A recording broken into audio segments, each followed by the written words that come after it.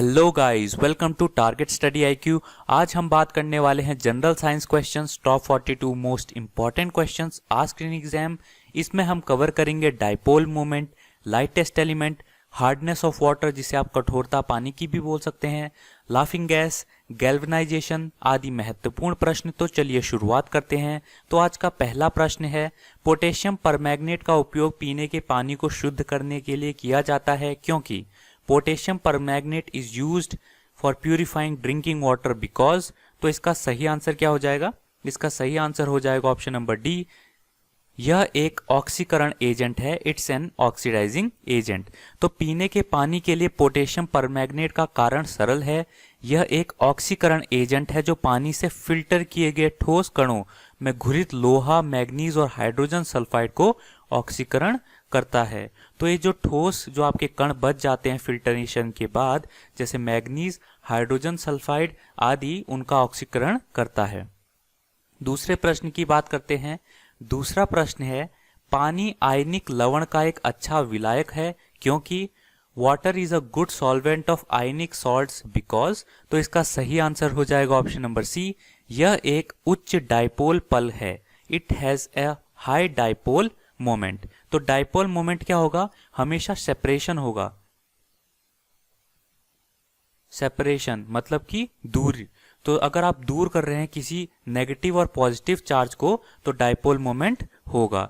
जैसे आप देख सकते हैं ये हाइड्रोजन है, तो ऑक्सीजन जो है वो नेगेटिवली चार्ज होता है और जो हाइड्रोजन होते हैं आपके, जो ये दो होते हैं, ये क्या होते हैं? पॉजिटिवली चार्ज होते हैं। अगले प्रश्न की बात करते हैं। प्रश्न 3 है, निम्नलिखित में से कौन सा सबसे हल्का धातु है? Which of the following is the lightest metal? तो इसका सही आंसर हो जाएगा ऑप्शन नंबर बी, लिथियम। तो जो आपका लिथियम है उसका घनत्व की बात करें तो 0.534 ग्राम पर सेंटीमीटर क्यूब इसका घनत्व मतलब की डेंसिटी होती है। अगले प्रश्न की बात करते हैं। प्रश्न 4 है, क्लोरोफ्लोरोकार्बन्स जो आपके CFC गैस होते हैं उनका उत्पादन जिसे भारत में प्रतिबंधित करने का प्रस्ताव है का उपयोग निम्नलिखित घरेलू उत्पादों में किस में किया जाता है? Production of chlorofluorocarbons gas which is proposed to be banned in India is used in which of the following domestic product? तो इसका सही आंसर हो जाएगा ऑप्शन नंबर बी, रेफ्रिजरेटर में। अगले प्रश्न की बात करते हैं। प्रश्न 5 है, गुब्बारे भर रहे हैं तो किस से भर रहे हैं? Balloons are filled with. तो इसका सही आंसर हो जाएगा option number B, helium gas. तो हीलियम गैस से क्या होता है? मेजरली आपके गुब्बारे भरे जाते हैं क्योंकि वो बहुत लाइट होता है। अगले प्रश्न की बात करते हैं। प्रश्न 6 है, कौन सी धातु एक बड़े शहर की हवा को प्रदूषित करती है? Which metal pollute the air of big city? तो इसका सही आंसर हो जाएगा ऑप्शन नंबर सी, लेड। तो सीसा जिसको आप लेड बोलते हैं बहुत विषैला होता है और वर्तमान में ऑक्सीजन जलाने पर जहरीली गैस पैदा करता है जो हमारे स्वास्थ्य के लिए हानिकारक है और हमारे बड़े शहरों को प्रदूषित करता है।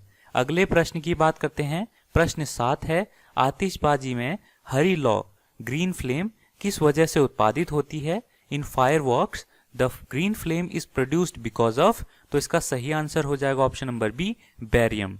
तो जब थोड़े से बैरियम सॉल्ट को आप बंसन बर्नर में जलाएंगे तो हरा कलर निकलता है। इससे पता चलता है कि आतिशबाजी में जो हरी कलर, जो हरा लौ आपका उत्पादित होता है वो किसकी वजह से होता है? बेरियम की वजह से होता है। 8वें प्रश्न की बात करते हैं। प्रश्न 8 है, पानी की स्थायी कठोरता को किस से जोड़कर हटाया जा सकता है? Permanent hardness of water can be removed by adding. तो इसका सही आंसर हो जाएगा option number B, washing soda. तो हार्डनेस को हटाया जाता है सोडियम कार्बोनेट या वॉशिंग सोडा से। हार्डनेस हमेशा कैल्शियम या मैग्नीशियम की वजह से होता है। तो दो प्रॉब्लम्स होती हैं हार्डनेस ऑफ वाटर की, या फिर उसमें कैल्शियम या मैग्नीशियम होता है, और ये दोनों भी हो सकते हैं। अगले प्रश्न की बात करते हैं। प्रश्न 9 है, एलपीजी में मुख्य रूप से क्या होता है? तो एलपीजी कंसिस्ट ऑफ मेनली। तो इसका सही आंसर हो जाएगा option number D, methane, butane और प्रोपेन। अगले प्रश्न की बात करते हैं। 10th है, हंसती हुई गैस क्या है? What is laughing gas? तो 10th का सही आंसर हो जाएगा ऑप्शन नंबर ए, नाइट्रस ऑक्साइड क्या होता है? लाफिंग गैस बोलते हैं। अगले प्रश्न की बात करते हैं। प्रश्न 11 है, एक बिजली के बल्ब का तंतु किससे बना होता है? The filament of an electric bulb is made up of. तो इसका सही आंसर हो जाएगा ऑप्शन नंबर ए, टंगस्टन। तो टंगस्टन से क्या होता है, एक फिलामेंट जो होता है इलेक्ट्रिक बल्ब का, वो बना होता है। प्रश्न 12 की बात करते हैं। प्रश्न 12 है, सूर्य के गुणमंडलों में सबसे पहले निम्नलिखित में से किसकी खोज की जानी थी? Which of the following was to be discovered first in the chromospheres of the sun? तो इसका सही आंसर क्या हो जाएगा? Option number D, helium. तो हीलियम की सबसे पहले खोज की गई थी सूर्य के गुणमंडलों में। अगले प्रश्न की बात करते हैं। प्रश्न 13 है, कमरे के तापमान पर निम्नलिखित में से कौन सा सरल रूप से पाया जाता है? Which of the following is in liquid form at room temperature? तो इसका सही आंसर हो जाएगा ऑप्शन नंबर सी, फ्रैंकियम। फ्रैंकियम के अलावा कुछ और भी होते हैं, जैसे आपका होता है केसियम, रुबिडियम, गैलियम। ये तीनों भी क्या होता है, रूम टेम्परेचर में लिक्विड फॉर्म में होते हैं या फिर तरल रूप में होते हैं। 14 प्रश्न की बात करते हैं। प्रश्न 14 है, सोडा पानी में होता है, सोडा वाटर कंटेन्स। तो सोडा वाटर में क्या सबसे ज्यादा होता है? तो इसमें हो जाएगा कार्बन डाइऑक्साइड। तो कार्बन डाइऑक्साइड ही वो गैस है जिससे फिज साउंड निकलती है जब आप ढक्कन खोलते हैं। अगले प्रश्न की बात करते हैं। प्रश्न 15 है, पानी में सबसे अधिक घुलनशील है, most soluble in water is. तो सबसे ज्यादा सॉल्युबल क्या होता है? तो ऑप्शन नंबर डी हो जाएगा, चीनी या फिर शुगर। अगले प्रश्न की बात करते हैं। प्रश्न 16 है, नॉन स्टिक खाना पकाने के बर्तनों के साथ लोपित कर रहे हैं। आजकल क्या लोपित करते हैं? Non stick cooking utensils are coated with. तो किससे कोटिंग करती हैं? तो ऑप्शन नंबर ए इसका बिल्कुल सही हो जाएगा, टेफ्लॉन। तो टेफ्लॉन से आप कोटिंग करते हैं नॉन स्टिक पैन्स की या फिर बर्तनों की। अगले प्रश्न की बात करते हैं। प्रश्न 17 है, कार्बन, हीरा और ग्रेफाइट एक साथ कहे जाते हैं, तो इनको क्या कहा जाता है? तो इनको एलोट्रॉप्स कहा जाता है। ठीक है, तो दो या अधिक अलग अलग भौतिक रूपों से प्रत्येक जिसमें एक तत्व मौजूद हो, उनको क्या कहते हैं? एलोट्रॉप्स कहते हैं। जैसे ग्रेफाइट, चारकोल और हीरा कार्बन के सभी एलोट्रॉप्स हैं, तो ये सभी क्या हैं? कार्बन के एलोट्रॉप्स होते हैं। अगले प्रश्न की बात करते हैं। प्रश्न 18 है, जब लोहे की कील जंग लग जाती है तो आयरन ऑक्साइड बनता है। When an iron nail gets rusted, iron oxide is formed. तो क्या हो जाता है? तो ऑप्शन नंबर सी इसका बिल्कुल सही हो जाएगा। जो आपके नेल्स होते हैं उनका वजन में वृद्धि हो जाती है या फिर with increase in the weight of the nail. तो जब आयरन ऑक्साइड फॉर्म होता है, जब आयरन नेल में रस्टिंग हो जाती है या फिर जंग लग जाता है, तो इंक्रीज हो जाता है नेल का वेट। प्रश्न 19 की बात करते हैं। 19th प्रश्न है, गैल्वेनाइज्ड लोहे की चादर की कोटिंग होती है, galvanised iron sheets have a coating of. तो इसका सही आंसर हो जाएगा ऑप्शन नंबर सी, जिंक की। तो क्या होता है? जिंक को यूज किया जाता है ताकि क्या हो, जंग ना लगे। तो इसमें क्या होता है, एक बहुत बड़ा टब होता है, उसमें आपकी जो लोहे की चादरें होती हैं उसमें उसको डुबा दिया जाता है जिंक के लिक्विड में, और उनमें क्या होता है, कोटिंग हो जाती है। अगले प्रश्न की बात करते हैं। प्रश्न 20 है, एक्सपोजर पर हवा से नमी की अवशोषित करने के लिए एक पदार्थ की विशेषता को कहा जाता है। The property of a substance to observe moisture from the air on exposure is called. तो इसका सही आंसर हो जाएगा ऑप्शन नंबर बी, भ्रम या फिर डेलिक्विसेंस। अगले प्रश्न की बात करते हैं। प्रश्न 21 है, समुद्र के पानी की औसत लवणता है। The average salinity of sea water is. तो इसका सही आंसर हो जाएगा ऑप्शन नंबर बी, 3.5% क्या है? समुद्र के पानी की औसत सैलिनिटी है या फिर लवणता होती है। 22वें प्रश्न की बात करते हैं। प्रश्न 22 है, पृथ्वी पर उपलब्ध सबसे कठिन पदार्थ है। The hardest substance available on earth is. तो इसका सही आंसर हो जाएगा ऑप्शन नंबर सी, डायमंड। तो डायमंड जो है सबसे ज्यादा कठिन पदार्थ है या फिर कठोर पदार्थ है जो कि अर्थ सरफेस में पाया जाता है। अगले प्रश्न की बात करते हैं। प्रश्न 23 है, निम्नलिखित में से किसका उपयोग स्नेहक के रूप में किया जाता है? Which of the following is used as lubricant. तो इसका सही आंसर हो जाएगा ऑप्शन नंबर ए, ग्रेफाइट। तो ग्रेफाइट से आपकी पेंसिल की टिप भी बनाई जाती है।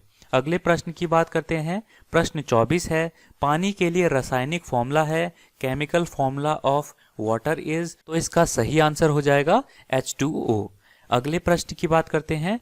प्रश्न 25 है, आमतौर पर बिजली के बल्ब में भरी गैस है, the gas usually filled in the electric bulb is. तो इसका सही आंसर हो जाएगा बी, हाइड्रोजन गैस जो होती है आमतौर पर बिजली के बल्ब में भरी गैस होती है। प्रश्न 26 की बात करते हैं। 26वां प्रश्न है, वॉशिंग सोडा के लिए आम नाम है, washing soda is the common name for. तो इसका सही आंसर हो जाएगा ऑप्शन नंबर ए, सोडियम कार्बोनेट। तो सोडा धोने का वैज्ञानिक नाम क्या है? तो सोडियम कार्बोनेट, जिसे वॉशिंग सोडा या सोडा ऐश के रूप में भी जाना जाता है, Na2CO3 कार्बोनिक एसिड का सोडियम नमक है। अगले प्रश्न की बात करते हैं। प्रश्न 27 है, किस गैस को ग्रीन हाउस गैस के रूप में नहीं जाना जाता है? Which of the following gas is not known as green house gas. तो इसका सही आंसर हो जाएगा option number D, hydrogen gas. तो जो आपका हाइड्रोजन गैस होता है उसे ग्रीन हाउस के रूप में नहीं जाना जाता है। तो पृथ्वी के वायुमंडल में सबसे प्रचुर मात्रा में ग्रीन हाउस गैस कौन से हैं? तो जल वाष्प, carbon dioxide, methane, nitrous oxide, ozone और क्लोरोफ्लोरोकार्बन्स होते हैं। अगले प्रश्न की बात करते हैं। प्रश्न 28 है, पेंसिल में निम्नलिखित में से किसका उपयोग किया जाता है? तो इसका सही आंसर हो जाएगा ऑप्शन नंबर ए, ग्रेफाइट का।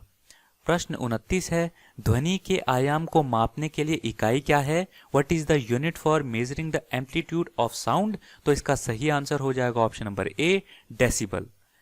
प्रश्न 30 है, एक बैरोमीटर नीचे जा रहा है, पढ़ने का एक संकेत है, reading of a barometer going down is an indication of. तो क्या है? वर्षा होने वाली है या फिर रेनफॉल होने वाली है जब बैरोमीटर का क्या होता है, आपका रीडिंग नीचे जा रही हो। प्रश्न 31 है, डेसिबल के लिए इकाई है, decibel is the unit for. तो डेसिबल किस चीज की यूनिट है? तो तीव्रता ध्वनि की। इंटेंसिटी ऑफ साउंड क्या मेजर किससे करते हैं? तो डेसिबल से करते हैं। अगले प्रश्न की बात करते हैं। प्रश्न 32 है, एक फैथोम के बराबर है, 1 फैथोम इज इक्वल टू। तो कितना होता है? 6 मीटर के बराबर होता है, 6 मीटर के बराबर होता है 1 फैथोम। अगले प्रश्न की बात करते हैं। प्रश्न 33 है, फैथोम की इकाई है, फैथोम इज द यूनिट ऑफ। तो इसका सही आंसर हो जाएगा डेप्थ या फिर गहराई की। प्रश्न 34 है, प्रकाश वर्ष का एक माप है, light year is a measurement of. तो किसका मेजरमेंट होता है लाइट ईयर? तो तारकीय दूरी या फिर स्टेलर डिस्टेंसेस को मापने की एक दूरी होती है प्रकाश वर्ष। प्रश्न 35 है, 1 किलोमीटर कितने मील के बराबर होता है? 1 kilometre is equal to how many miles? तो इसका सही आंसर हो जाएगा ऑप्शन नंबर डी, 0.62 माइल्स। तो 1 किलोमीटर में 0.62 माइल्स होते हैं और 1 माइल में 1.62 किलोमीटर्स होते हैं। अगले प्रश्न की बात करते हैं। प्रश्न 36 है, किलोहर्ट्ज एक इकाई है जो उपाय करता है, kilohertz is a unit which measures. तो 36 का आंसर हो जाएगा ऑप्शन नंबर बी, विद्युत चुंबकीय रेडियो तरंग आवृत्तियों की, इलेक्ट्रोमैग्नेटिक रेडियो वेव फ्रीक्वेंसीज की। अगले प्रश्न की बात करते हैं। प्रश्न 37 है, एक हॉर्स पावर के बराबर है, 1 horse power is equal to. तो 746 वॉट के बराबर होता है 1 हॉर्स पावर आपका। प्रश्न 38 है, बार की इकाई है, bar is the unit of. तो 38 का सही आंसर हो जाएगा ऑप्शन नंबर सी, वायुमंडलीय दबाव, एटमॉस्फेरिक प्रेशर। तो बार की यूनिट क्या होती है? एटमॉस्फेरिक प्रेशर होती है। प्रश्न 39 है, 1 जूल के बराबर है, 1 जूल इज इक्वल टू। तो इसका सही आंसर हो जाएगा option number C, 10 to the power of 7 ergs. अगले प्रश्न की बात करते हैं। प्रश्न 40 है, किलोवाट मापने के लिए एक इकाई है, kilowatt is a unit to measure. तो इसका सही आंसर हो जाएगा ऑप्शन नंबर ए, एनर्जी। अगले प्रश्न की बात करते हैं। प्रश्न 41 है, इलेक्ट्रिक करंट द्वारा उपाय है, electric current is measured by. तो इसका सही आंसर हो जाएगा ऑप्शन नंबर सी, एमीटर। तो एमीटर द्वारा इलेक्ट्रिक करंट मेजर किया जाता है। अगले प्रश्न की बात करते हैं। प्रश्न 42 है, एक क्रोनोमीटर उपाय है, अ क्रोनोमीटर मेजर्स। तो क्रोनोमीटर मेजर क्या करता है? समय को मेजर करता है या फिर टाइम को मेजर करता है। अगले प्रश्न की बात करते हैं। प्रश्न 43 है, नॉटिकल माइल दूरी की एक इकाई है जिसमें उपयोग किया जाता है, nautical mile is a unit of distance used in, तो नेविगेशन में यूज किया जाता है जहाजों द्वारा। अगले प्रश्न की बात करते हैं। प्रश्न 44 है, निम्नलिखित में से किसकी गति की एक इकाई है? Not is a unit of speed of which of the following? तो इसका सही आंसर हो जाएगा ऑप्शन नंबर सी, जहाज या फिर शिप्स की। तो गाइज ये थे आज के टोटल 44 क्वेश्चंस। अगर आपको ये पसंद आया तो प्लीज लाइक कीजिए, शेयर कीजिए, सब्सक्राइब कीजिए। Thank you so much and God bless you all.